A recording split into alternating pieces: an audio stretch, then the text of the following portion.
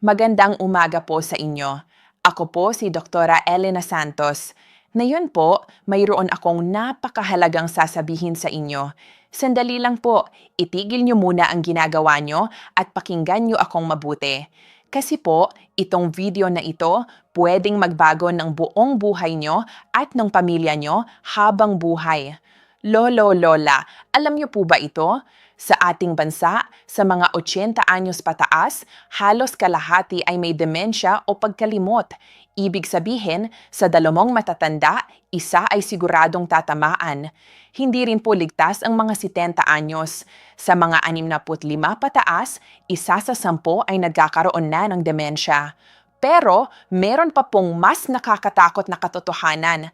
Ngayong mismong sandali na ito, sa loob po ng utak nyo, ang tunay na dahilan ng demensya ay tahimik na lumalaki, dahan-dahan ng walang pasabi, walang sintomas, hindi nyo man lang mararamdaman. Lolo, Lola, may sasabihin po ako sa inyo na talagang napakagulat. Lahat ng alam natin tungkol sa dahilan ng demensya, ang lahat ng pinaniniwalaan natin ay mali pala. Ang teorya na pinanghahawakan ng buong mundo ng medisina sa loob ng mahigit 60 taon ay napatunayan na ngayon sa pamamagitan ng bagong pananaliksik na ito ay mali. Kung hindi nyo malalaman itong totoo, kahit gaano kayo kasipag mag-iwas sa demensya, sayang lang po ang oras nyo, sayang lang ang lakas nyo. Pupunta kayo sa maling direksyon. Mas grabe pa po, dahil sa maling impormasyon, baka kayo pa mismo ang nagdadagdag ng panganib na magkaroon ng demensya. Kung hindi nyo po tapusin ang panonood ng video na ito, ano kaya ang mangyayari? Habang buhay kayong mag-iiwas sa maling paraan at sa huli, kayo pa mismo ang nagpapataas ng tsansa na magkaroon ng demensya. Pero kung tatapusin niyo po ang video na ito, malalaman niyo ang tunay na dahilan ng demensya at kung paano ito mapipigilan, hakbang-hakbang. Pakiusap po, pindutin niyo na ang like at subscribe button para po sa mga susunod na araw, makakatanggap pa kayo ng mahahalagang health tips na talagang kailangan ng katawan niyo.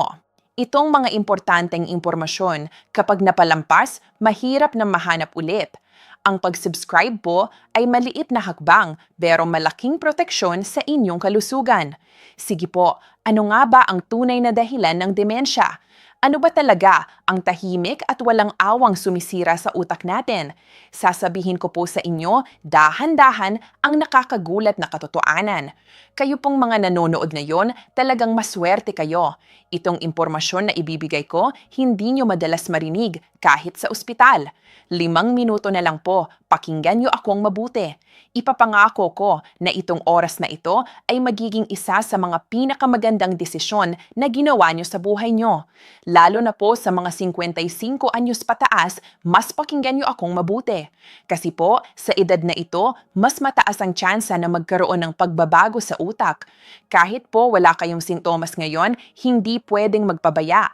Kasi ang demensya ay tahimik na naghahanda sa loob ng utak, 10 taon, 20 taon, bago pa lumabas ang sintomas.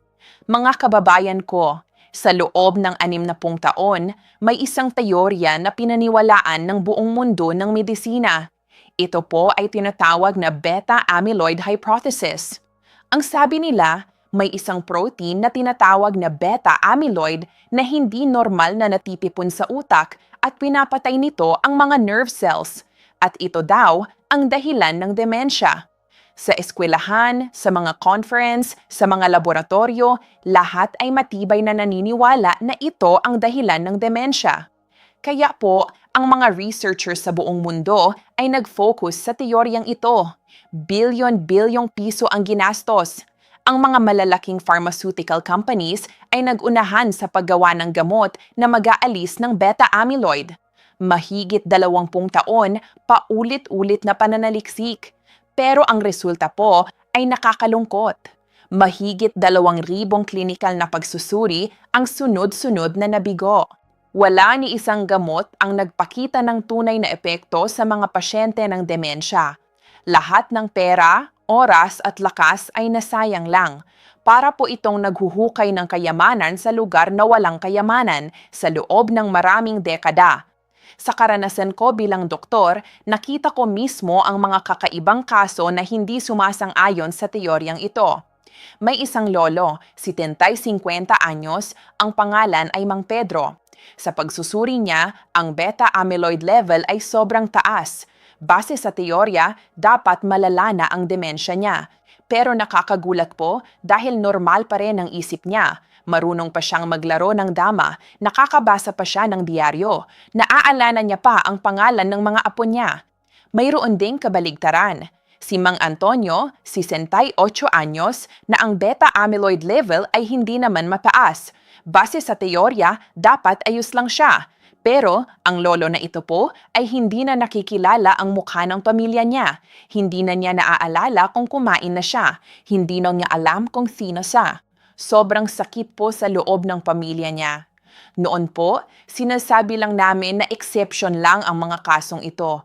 Pero ngayon po, kung iisitin, hindi pala iyong exception. Iyon pala ay malaking ebidensya na may problema talaga ang beta-amyloid hypothesis. May isa pa po akong kwento. Si Aling Rosario, 71 anyos, na may history ng demensya sa pamilya.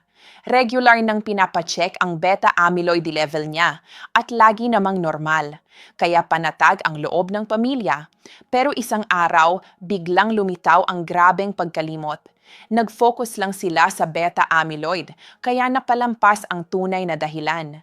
Kapag mali ang pinaniniwalaan yung dahilan, kahit gaano kayo kasipag mag-iwas, hindi kayo talagang protektado. Noong binibigay nila ang gamot na nag-aalis ng beta-amyloid, totoong bumababa ang level. Pero ang nakakagulat po, kahit bumaba ang level, hindi gumaling ang isip ng pasyente. Ito po ang pinakamalaking ebidensya na hindi pala beta-amyloid ang tunay na dahilan ng demensya. Kamakailan lang po, may isang malaking research na natuklasan ang tunay na dahilan ng demensya sa kauna-unahang pagkakataon sa mundo. Nai-publish ito sa pinakatanyag na siyentipikong journal sa larangan ng utak at nagdurot ng malaking pagkagulat sa buong medical world. Sinuri nila ang mga kaso kung saan inalis ang lahat ng beta-amyloid pero patuloy pa rin ang demensya at ang mga kaso kung saan sobrang dami ng beta-amyloid pero walang demensya. At sa wakas, natagpuan na nila ang tunay na may sala. Ito po ay tinatawag na severe reactive astrocytes. Baka po hindi nyo pa narinig ang salitang astrocytes. Sa loob ng utak natin, hindi lang nerve cells ang meron. Mayroong isa pang mahalagang cell na tinatawag na astrocytes. Kapag tinignan sa mikroskopyo, parang bituin ang hugis nila, kaya iyon ang pangalan. Sa utak natin, may halos 100 bilyon na astrocytes, pero karamihan sa atin hindi alam na meron pala silang ganitong cell sa utak. Ang astrocytes po ay ang tagapag-alaga ng utak. Kinukuha nila ang asukal sa dugo, ginagawa nilang energy at ipinapasa sa nerve cells. Nililinis nila ang mga dumi at lason na lumalabas habang nagtatrabaho ang nerve cells. Ginagawa nila ang blood-brain barrier na pumipigil sa masasamang sangkap na pumasok sa utak. Kaya po, ang astrocytes ay napakahalaga sa kalusugan ng utak. Pero kapag itong mabait na astrocytes ay tumanggap ng matinding lason o stress, biglang nagbabago ang kanilang pagkatao. Lumalaki sila 3 beses hanggang 5 beses sa normal na laki. At ang ugali nila biglang nag-iiba. Para po itong isang taong mabait buong buhay, pero dahil sa sobrang hirap ng kapaligiran ay nagbago at naging ibang tao na. May 2 klase po ng reactive astrocytes. Una, ang mild reactive astrocytes na bumabalik sa normal kapag nawala ang stress. Pangalawa po, ang severe reactive astrocytes na kapag nagbago na, hindi na bumabalik sa dati habang buhay. Sa research, napatunayan na ang severe reactive astrocytes ang tunay na dahilan ng demensya. Itong severe reactive astrocytes po ay gumagawa ng MAO enzyme 10 hanggang 20 beses na mas marami kaysa normal. At habang nagtatrabaho itong enzyme, gumagawa ito ng lason na tinatawag na hydrogen peroxide. Lolo, Lola, alam niyo ba ito? Itong hydrogen peroxide ay yung gamit nating pang-disinfectant sa sugat, yung sobrang anghang na disinfectant. Ngayon, isipin nyo na, sa loob ng utak ninyo, gumagawa ng ganitong lason. Itong hydrogen peroxide po ay bastang sumusalakay sa mga malulusog na brain cells at pinapatay sila. Sinisira ang cell membrane, sinisira ang DNA, at sa huli, pinapatay ang cell. At yung mga namamatay na brain cells ay naglalabas pa ng iba pang lason na nagpapabago sa katabing astrocytes na maging severe reactive astrocytes din. Para po itong domino effect. Para po itong isang firefighter na pumunta para patayin ang sunog pero siya mismo ang nasunog at kumalat ang init at gumawa ng panibagong sunog. Si Mang Ricardo, 69 anyos. Ang trabaho niya ay sobrang nakaka-stress sa loob ng maraming taon. Kamakailan lang, bumagsak ang memorya niya. Sobrang bilis. Pina-check namin, normal ang beta amyloid level. Base sa lumang teorya, hindi siya dapat magkaroon ng demensya. Pero dahil sa matinding chronic stress, lumitaw ang severe reactive astrocytes. Kung wala itong bagong teorya, hindi mai-explain ang ganitong kaso. Ngayon, alam na nating ang tunay na dahilan. Pero saan ba galing itong dahilan? Ang severe reactive astrocytes po ay nabubuo dahil sa 5 pangunahing dahilan. Pakiusap po, tatandaan nyo itong 5. Kasi po, itong mga dahilan na ito ay nakatago sa araw-araw na buhay nyo. Una po, ang chronic stress. Ito po ang isa sa pinakamalaking panganib sa mga matatanda ngayon. Kapag napupuno tayo ng stress, gumagawa ang katawan ng cortisol, ang stress hormone. Kung saglit lang, ayos lang. Pero kung tuloy-tuloy ang stress sa loob ng buwan-buwan, taon-taon, dito na nagsisimula ang problema. Ang chronic stress po ay nagdudulot ng pamamaga sa utak at ito ang nagbabago sa astrocytes na maging severe reactive astrocytes. Lolo, Lola, alam ko po, sobrang dami niyong iniisip. Pag-aalala sa mga anak, sa kalusugan, sa pera, sa asawa, sa kalungkutan ng nag-iisang nakatira. Lahat po ng ito may epekto sa utak niyo. Pakiusap po, tandaan niyo ito. Pangalawa, ang brain damage o pinsala sa utak. Aksidente, pagkahulog, stroke, lahat po ito ay kasama. Pero may kailangan kayong lalo pang pag-ingatan. Kahit po mahinang pagkakaumpog sa ulo, mapanganib pa rin. Madalas, pag nahulog kayo at bahagyang umuntog ang ulo, sasabihin nyo, ayos lang. Pero sa kaibuturan ng utak nyo, maaaring magsimula ng lumitaw ang severe reactive astrocytes. Si Mang Tomas po, 60 anyos. 10 taon ang nakakaraan, nahulog siya sa hagdan at na-diagnose ng mild concussion. Ilang araw lang siyang nagpahinga at ayos na siya. Pero kamakailan, bumagsak ang memorya niya at na-diagnose siya ng early dementia. Yung pagkakaumpog 10 taon na ang nakaraan ay dahan-dahang gumawa ng severe reactive astrocytes sa loob ng mahabang panahon. Sa mga nagkaroon ng pinsala dati, mas pakiinatan nyo ang utak nyo. Pangatlo po, ang viral infection. Pagkatapos ng COVID-19, maraming nagrereklamo ng brain fog. Parang may ulap sa utak, hindi makapag-isip ng malinaw, mababa ang konsentrasyon.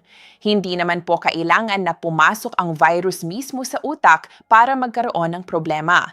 Kapag may impeksyon, ang immune system natin ay sobrang reaksyon at gumagawa ng cytokine storm. Ang mga inflammatory na sangkap na ito ay umaabot sa utak at nagpapabago sa astrocytes.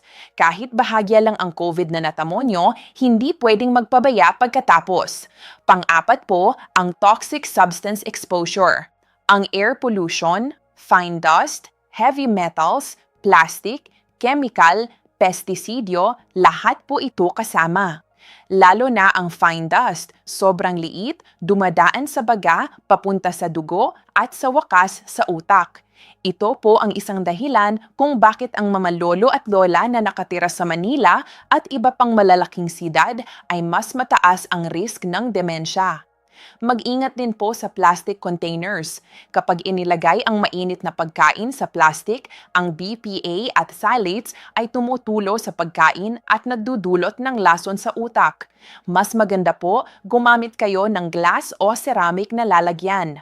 Panglima po, ang oxidative stress. Ito po ay kapag sobrang dami ng free radicals sa katawan na sumisira sa cells. Sa pagtanda po, bumababa ang antioxidant capacity ng katawan. Kapag idagdag pa ang paninigarilyo, sobrang inom ng alak, kulang sa tulog, kulang sa exercise at puro processed food, biglang sumasabog ang oxidative stress. May genetic factor din po. Ang mga may APO gene mutation ay mas madali magkaroon ng severe reactive astrocytes. Importanteng tandaan po, konektado ang 5 dahilan na ito. Kapag may stress, hindi kayo makatulog. Kapag hindi kayo makatulog, tumataas ang oxidative stress. Kapag tumaas ang oxidative stress, bumababa ang immunity at mas madali kayong magkaroon ng impeksyon. Parang domino, kapag isa na simulan, sumusunod ang iba. Pero kabaliktaran din po, kapag inayos nyo ang isa, pumapayag din ang iba. Isa pang madalas mapabayaan ng matatanda ay ang problema sa tulog. Sa tulog po, may sistema sa utak na tinatawag na glymphatic system na siyang naglilinis sa utak. Kapag kulang sa tulog, hindi nalilinis ang utak, natipipon ang lason at sumisira sa astrocytes. Kaya po, ang maayos na tulog ay nakatagong susi sa pag-iwas sa demensya.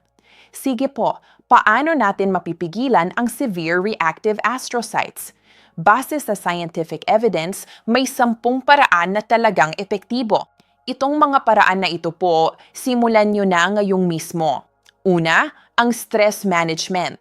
Hindi po natin maaalis ang stress ng buo, pero pwedeng bawasan at kontrolin. Ang meditation po ay sobrang epektibo. 10 hanggang 20 minuto bawat araw sa tahimik na lugar, ipikit ang mata. Sa research, bumababa ang cortisol level kapag ginawa nyo ito. Kung mahirap mag-meditate, sapat na po ang deep breathing. Hinga ng dahan-dahan sa ilong, ipigil ng 8 segundo at ilabas sa bibig sa loob ng 8 segundo. 5 minuto lang araw-araw. Sapat na rin ang 7 hanggang 8 oras na tulog bawat gabi. Matulog bago mag-alas 11 ng gabi para sa pinakamabuting pahinga. Pangalawa, ang regular exercise. Ang ehersisyo po ay natural na anti-anxiety, sobrang galing sa stress.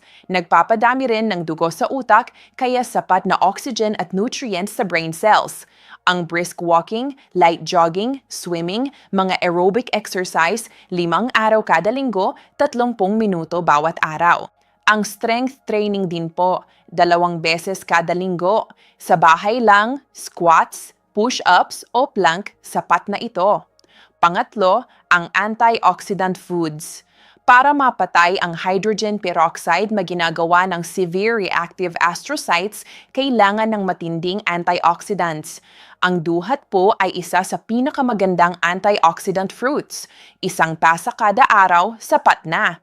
Ang mangosteen, bayabas, papaya, puno rin ng antioxidants. Ang mani, kasoy, pili nuts, may vitamin E at omega-3. 1 dakot kada araw, sapat na. Ang green tea, 2 hanggang 3 baso bawat araw.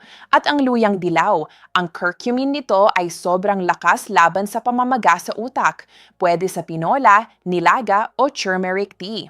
Pang-apat, ang omega-3 fatty acids. Marami po nito sa galunggong, tamban, tuna, tilapia. 2 beses kada linggo, sapat na.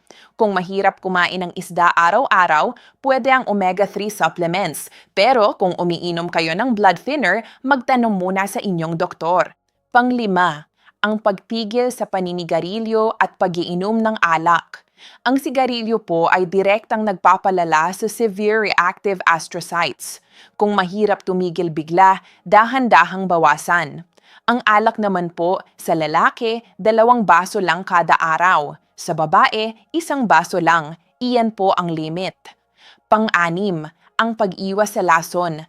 Kapag mataas ang air pollution, iwasan ang labas ng bahay. Kung kailangang lumabas, magsuot ng mask. Iwasan po ang pagilagay ng mainit na pagkain sa plastic. Gumamit po kayo ng glass o ceramic na lalagyan. Pangpito, ang brain activity. Kapag patuloy niyong ginagamit ang utak, mas matibay ito laban sa severe reactive astrocytes. Ang pagbabasa po ay pinakamagaling na ehersisyo sa utak. Mag-aral po ng bago, banyagang wika, tugtog ng instrumento, pagpipinta, kahit ano. Ang dama, chess, sudoku, crossword puzzle magaling din sa cognitive function. Pangwalo, ang social relationships. Kapag nag-iisa kayo ng matagal, tumataas ang stress at bumababa ang cognitive function. Magkita-kita kayo ng pamilya at matagal na kaibigan. Sa barangay senior center, simbahan o community group, sumali kayo. Ang volunteer work ay nagbibigay ng saysay sa buhay nyo. Pangsyam, ang regular health check-up. Ang high blood pressure, diabetes, high cholesterol ay sumisira sa mga ugat sa utak. Ang blood pressure ideally sa 120 APs o mas mababa.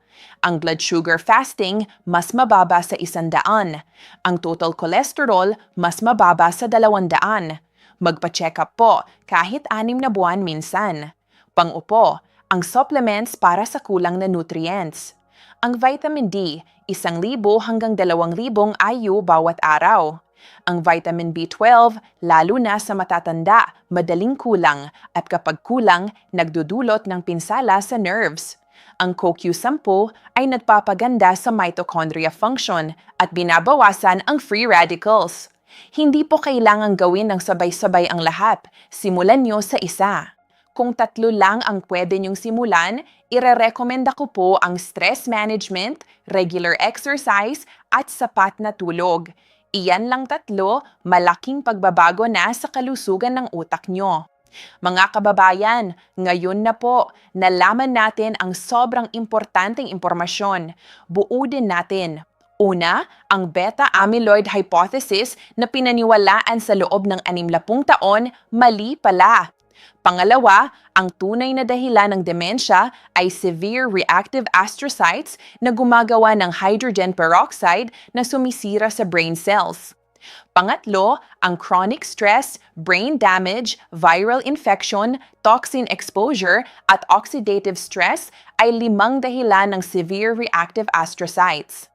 Pang-apat, kayang pigilan ang mga dahilan na ito sa maliit na pagsisikap araw-araw. Ang severe reactive astrocytes kayang pigilan ng pang-araw-araw na desisyon. Hindi kailangan ng espesyal na gamot, hindi kailangan ng mahal na makina. Ngayong gabi, matulog ng maaga. Bukas ng umaga, maglakad sa kalye, 30 minuto. Sapat na ito para magsimula. Itong natutunan nyo ngayon, huwag itago sa sarili nyo lang. Ipakita rin sa pamilya nyo, sa kapitbahay, sa kaibigan, lalo na sa anak nyo na 50 hanggang 60 anyos. Ipadala nyo ang video na ito. Ang pinakamagandang oras ng pag-iwas sa demensya ay bago lumabas ang sintomas. Mas bata, mas maaga, mas maganda. Ang demensya, hindi na hindi maiiwasan. May dahilan na, may paraan na. Kung magsisimula kayong kumilos ngayon mismo, kayang iwasan ito. Kung nakatulong po ang video na ito, pakipindot ang like button. Kung hindi pa kayo subscribe, isubscribe nyo na po. Ipakita rin ito sa pamilya at kaibigan nyo. Ang isang share nyo, kayang magprotekta sa utak ng mahal nyo sa buhay. Sana, kayo at ang minamahal nyong pamilya maging malusog ang utak habang buhay.